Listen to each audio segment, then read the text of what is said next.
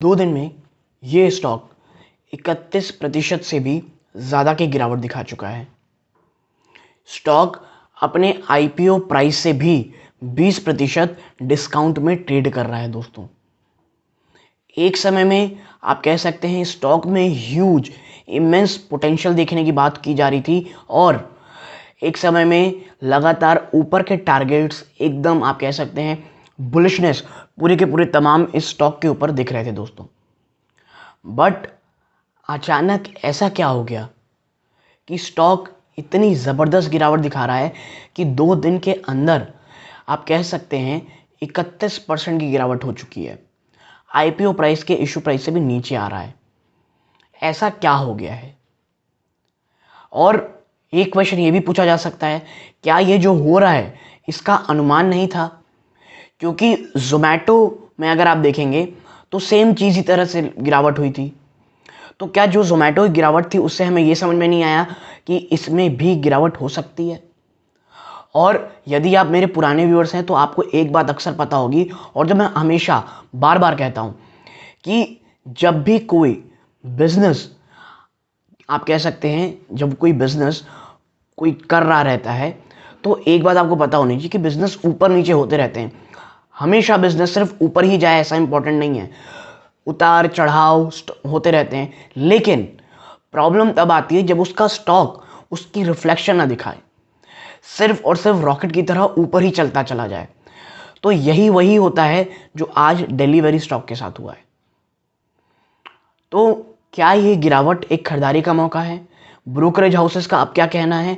और अगर आप इसमें निवेश की कह सकते हैं आप निवेश की कुछ संभावनाएं को तलाश रहे हैं तो मुझे लगता है ये वीडियो आपको ज़रूर देखना चाहिए, क्योंकि ऐसी कई चीज़ें आपके साथ चर्चा करूंगा जिससे आपको समझ में आए कि डिलीवरी इस गिरावट में क्यों एक बहुत ही ज़्यादा अच्छा मौका हो सकती है खरीदारी का, लेकिन साथ में कुछ प्रिकॉशंस भी दोस्तों। और ये गिरावट रिटेल निवेशक आप और मेरे जैसे रिटेल निवेशकों को एक बार और एक कह सकते एक लेसन देना चाहती हैं, जो पहली बार हमें कोई स्टॉक नहीं दे रहा है, बार बार लगातार देते आता है। लेकिन आप और मैं रिटेल निवेशक अक्सर उस जो कह लीजिए सीख है उसे भूल जाते हैं जब तक स्टॉक पैसे देता रहता है दोस्तों। नमस्कार दोस्तों, मेरा नाम है हिताम मिश्रा और आज बात करने वाला हूं मैं डिलीवरी स्टॉक की। देखिए, सबसे पहले आप समझिए ये वो स्टॉक है जो एक लॉस मेकिंग स्टॉक रहा है। लास्ट क्वार्टर में यानी जून में 399 करोड़ 399 करोड़ का इसने लॉस बुक किया। और उससे पहले भी अगर आप जाएंगे नेट प्रॉफिट में तो कंपनी लगातार लॉस बुक कर रही है, लेकिन स्टॉक तो सिर्फ ऊपर ही ऊपर जा रहा था। और यहीं से डिस्पैरिटी शुरू हो जाती है दोस्तों। जब आप इतने ज़्यादा लॉस मेकिंग कंपनी उसके बावजूद आप सिर्फ और सिर्फ भागे पड़े हैं ऊपर की तरफ दोस्तों, और कहीं थकने रुकने का कहीं नाम नहीं ले रहे हैं। ठीक है, तो एक चीज़ तो ये कंफर्म करा देती है कि आज नहीं तो कल गिरावट होगी। तो उसको बस आप कह सकते हैं बहाना चाहिए रहता है। तो इस बार क्या बहाना था? इस बार बहाना था कंपनी ने जो अपने शेयर होल्डर्स को और रेगुलेटरी फाइलिंग में बात कही है कि भाई अभी तक तो सब बढ़िया है। मतलब मैं आपको एक कॉन्टेक्स्ट में बता रहा हूँ आम बोलचाल की भाषा में कि भाई अभी तक सब बढ़िया है, शिपमेंट सब अच्छे हो रहे हैं, इस बार फेस्टिव सीजन भी शानदार गया है। लेकिन आने वाला समय और ये पूरा का पूरा जो फाइनेंशियल 23 है यहाँ पे आपको स्लो डाउन देखने को मिलेगा। ठीक है, तो जो शिपमेंट्स के वॉल्यूम हैं, जो आप कह सकते हैं B2B बिजनेस को लेकर के चीज़ें हैं, तमाम जगहों पे अब वॉल्यूम्स कम होते दिखाई दे रहे हैं। अब थोड़ा बहुत कह लीजिए बिजनेस जो है ठंडा रहेगा।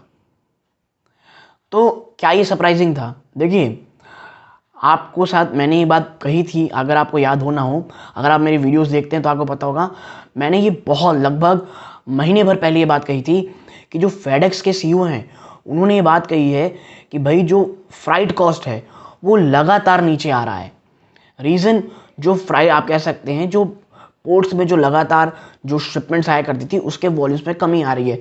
यानी कि जो रिसेशन आप कह सकते हैं जो बिजनेस में ठंडा होने की बातें हैं, जो कुछ आप रिसेशनली जो पॉइंट्स है ये साफ देखने को मिल रहे हैं। ये आज से लगभग 1 महीने पहले मैंने बोल दी थी और भारत इस सब चीज़ से क्यों बचा था? क्योंकि साफ चीज़ था भाई, हमारे यहाँ तो फेस्टिव सीज़न रहता है, ये तो हमारा मेन सीज़न रहता है। और इस बार तो दिवाली पहले आ रही है दोस्तों। इस बार अगर आप ध्यान दें तो मंडे यानी अक्टूबर का आ रही है दिवाली, जो अक्सर नवंबर के आसपास आती है। ठीक है, तो यही कारण था कि ये चीज़ तो काफ़ी अच्छी रहती। लेकिन देखिए, दिवाली अगर अक्टूबर में आ रही है तो तमाम जो वॉल्यूम्स हैं, तमाम जो ऑर्डर्स हैं, ये पहले ही हो गए होंगे। मैन्युफैक्चरिंग जो होगी ये काफ़ी पहले हो गई होगी। तो अब जो आने वाला समय है वहाँ पे आपको डिक्लाइन देखने को मिलेगा। ठीक है, और यही बात डिलीवरी ने कही और उसके बाद पैनिक मच गया। मुझे ये समझ में नहीं आता है कि इसमें क्या नया हुआ है, आप मुझे बताइए। जोमेटो के साथ भी सेम यही हुआ, एक लॉस मेकिंग कंपनी जिसने ब्लिंकिट को, अगर आप देखेंगे तो कईयों को ये भी नहीं पता उन्होंने कितने में ख़रीदा है, क्योंकि आप उनका लॉस मेकिंग जो आने वाले 18 महीनों का जो लॉस है वो उठा रहे हो, उसमें पैसे डालोगे। जो आपने ऑलरेडी उसे पैसे दिए थे वो अलग, आपने करेंटली उसे जिस अमाउंट में ख़रीदा वो अलग, तो वहाँ तो अलग ही इश्यूज़ चल रहे हैं दोस्तों। ठीक है, तो उसके बाद गिरावट शुरू हुई, क्योंकि भाई आप एक लॉस मेकिंग कंपनी थे। आपके साथ साफ साफ डिलीवरी में भी यही हो रहा है। लेकिन डिलीवरी के साथ बहुत सारी चीज़ें ऐसी हैं जो काफ़ी पॉजिटिव हैं। मुझे ये स्टॉक मेरे रडार में बहुत समय था और अब ये मेरी वॉच लिस्ट में भी है दोस्तों।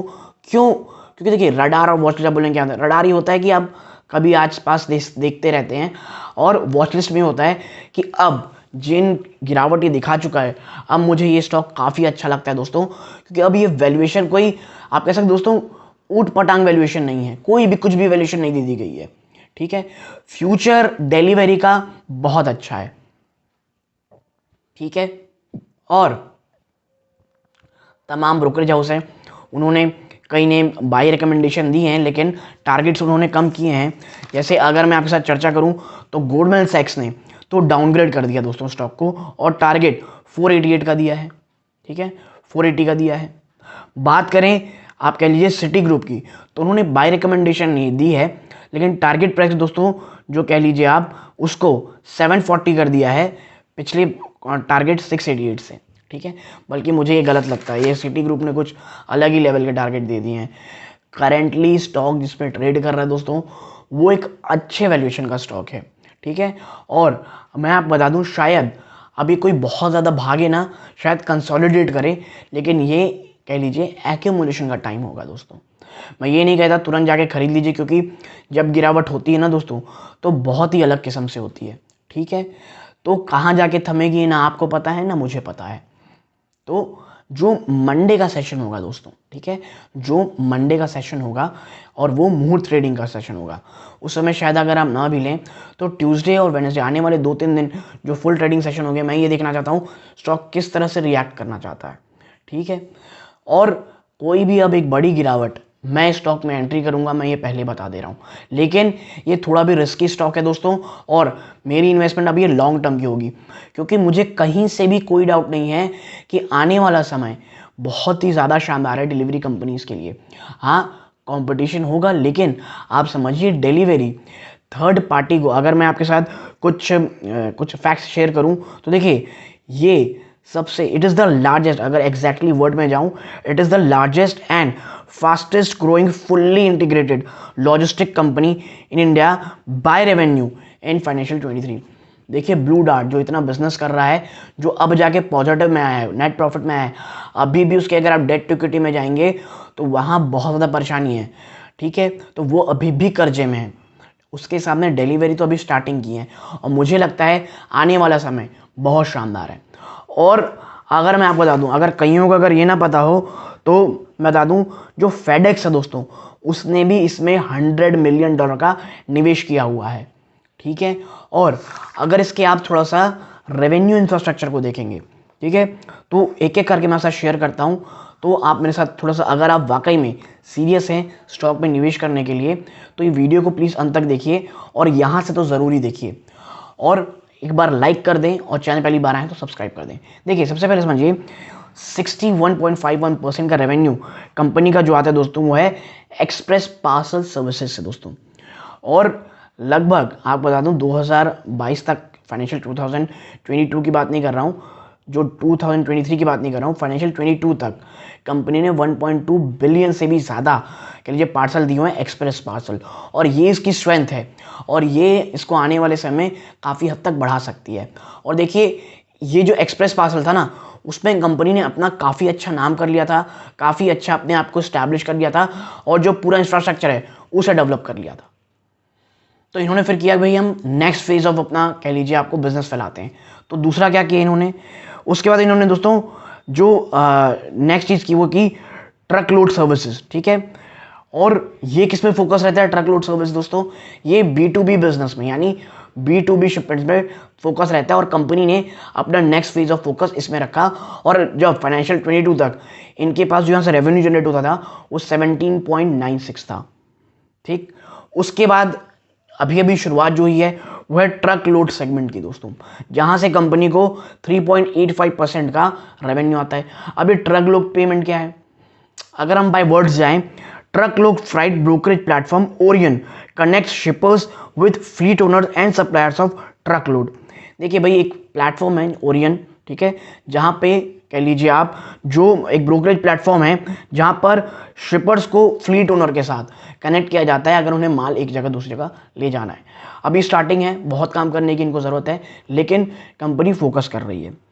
नेक्स्ट आते हैं दोस्तों 7.29% का रेवेन्यू सप्लाई चेन सर्विसेज से। अभी सप्लाई चेन सर्विसेज क्या है, तो देखिए integrated supply chain solution to e commerce and corporate customers. ये एक हाई मार्जिन बिजनेस रहता है जहाँ पे ई कॉमर्स और कॉर्पोरेट आपके घराने जो हैं उनके पार्सल को आप देखते हैं एक जगह से दूसरी जगह ले जाने के लिए, और यहाँ से कंपनी को 7.29% का रेवेन्यू आता है ई कॉमर्स और कॉर्पोरेट क्लाइंट्स। नेक्स्ट 5.48 जो अभी काफ़ी कम है वो है क्रॉस बॉर्डर सर्विसेज। देखिए सबसे पहले कंपनी ने क्रॉस बॉर्डर सर्विसेज 2018 में शुरू की थी। ठीक है, आप देखिए in 2018 it began providing door to door and port to port express parcel service. ठीक है, और इसको एक कदम आगे बढ़ाते हुए 2019 में इन्होंने जो है कार्गो दोस्तों क्रॉस बॉर्डर एयर कार्गो में भी शुरू कर दी करना 2019 से, अपने जो इनका जो पास जो एक शानदार कैपेसिटी बिल्डर है स्टार फ्लीट के नाम से दोस्तों, वहाँ से। ठीक है, तो कंपनी काफ़ी ज़्यादा फोकस है, काफ़ी ज़्यादा अपने आप को फैला रही है, इनका बिजनेस भी फैल रहा है। और इतना ही नहीं दोस्तों, कंपनी लॉस मेकिंग है और आने वाले समय शायद थोड़ी और लॉस मेकिंग हो, आने वाले 2 से 3 क्वार्टर शायद आपको थोड़ा सा दबाव देखने को मिले। ठीक है, लेकिन as a long term investor हमें ऐसे ही मौके खोजने पड़ते हैं। और मैं आपको एक चीज़ समझा दूं, ये जो स्टॉक होते हैं डिलीवरी जैसे, ये कोई सेफ हेवन स्टॉक्स नहीं है दोस्तों, ये कोई डिफेंसिव स्टॉक नहीं है, ये purely high growth capital appreciation आपको देते हैं, लेकिन इनके साथ उतना ही रिस्क रहता है। ये एक हाई रिस्क स्टॉक है और क्यों है आपको बताने की ज़रूरत नहीं है। स्टॉक ने 3 महीने के अंदर, माफ़ कीजिएगा 2 दिन के अंदर 31% से भी ज़्यादा की गिरावट दिखा दी है। और मैं एक आर्टिकल पढ़ रहा था मिंट का, उसमें तो लिखा था एक शख्स ने एक दिन में 80,000 रुपये लूज़ कर दिए दोस्तों। ठीक है, तो देखिए ये रिस्क ऐसे स्टॉक्स के साथ रहता है और ऐसे स्टॉक्स में हमें निवेश कब करना है, जब तमाम चीज़ें नेगेटिव दिख रही हों, जब हर कोई बहुत ज़्यादा नेगेटिव हो। और यदि आप ऐसे में कोई ऐसा स्टॉक ढूंढ रहे थे जो एक हाई ग्रोथ पोटेंशियल रखता हो और काफ़ी गिरावट दिखा रहा हो और थोड़ा एक आपको एक स्मॉल चंक ऑफ इन्वेस्ट कह लीजिए पोर्टफोलियो का हिस्सा 2 से 5%, बल्कि 5% तो बहुत ही ज़्यादा हो गया, बिन 2 to 3% अगर आपको देना है तो आप ऐसे स्टॉक्स में दे सकते हैं। लेकिन देखिए मैं कोई सेबी रजिस्टर्ड नहीं हूँ, ये प्योरली एजुकेशनल पर्पज़ के लिए आपके साथ मैं वीडियो शेयर कर रहा हूँ। बट डिलीवरी मेरे वॉच लिस्ट में ज़रूर है। अगर 10 to 15% की और गिरावट होती है दोस्तों, 10 to 12% के आसपास गिरावट, तो लॉन्ग टर्म के लिए मैं ये रिस्क ज़रूर लेना चाहूँगा स्टॉक में, क्योंकि मुझे आने वाले समय में भारत में ई कॉमर्स और पार्सल करने वाले रिलेटेड जो कह लीजिए आप जो स्टॉक्स हैं वो मुझे बहुत ज़्यादा पसंद है दोस्तों। लेकिन आने वाले 1 से 2 क्वार्टर, एटलीस्ट 1 से 2 क्वार्टर तो मुझे थोड़े से टफ लगते हुए दिखाई दे रहे हैं, लेकिन वो तमाम नेगेटिविटी को इसके प्राइस में ऑलरेडी डिस्काउंट किया जा रहा है दोस्तों। और ये मैं कहूँगा मैनेजमेंट बहुत ही ज़्यादा अच्छा है कि पहले ही खुल के इतने साफ साफ तरीके से आ रहा है दोस्तों। लेकिन मैं बिल्कुल भी सरप्राइजिंग नहीं हूँ, मैं आपको बता दूँ कि ये जो गिरावट है, क्योंकि जो ज़ोमैटो में हुआ उससे एक चीज़ आपको समझ जानी चाहिए कि यदि आपका बिजनेस परफॉर्मेंस आपके स्टॉक प्राइस में रिफ्लेक्ट नहीं हो रहा है और स्टॉक प्राइस सिर्फ ऊपर जा रहा है, तो ज़रूर कुछ ना कुछ प्रॉब्लम है। एक बड़ी गिरावट आप में कभी भी आ सकती है, बस उसे एक छोटा सा ट्रिगर चाहिए, और डिलीवरी को मैनेजमेंट की तरफ से जो कमेंट्री की गई वो ट्रिगर मिला। तो यदि आपको मेरी एनालिसिस पसंद आई हो, प्लीज़ वीडियो को लाइक कीजिए। चैनल पहली बार आए प्लीज़ सब्सक्राइब जरूर कीजिएगा। यहाँ तक जुड़े रहे, अपना कीमती समय दिया, इस बात का बहुत बहुत धन्यवाद। ये वीडियो का अंत है। जय हिंद दोस्तों।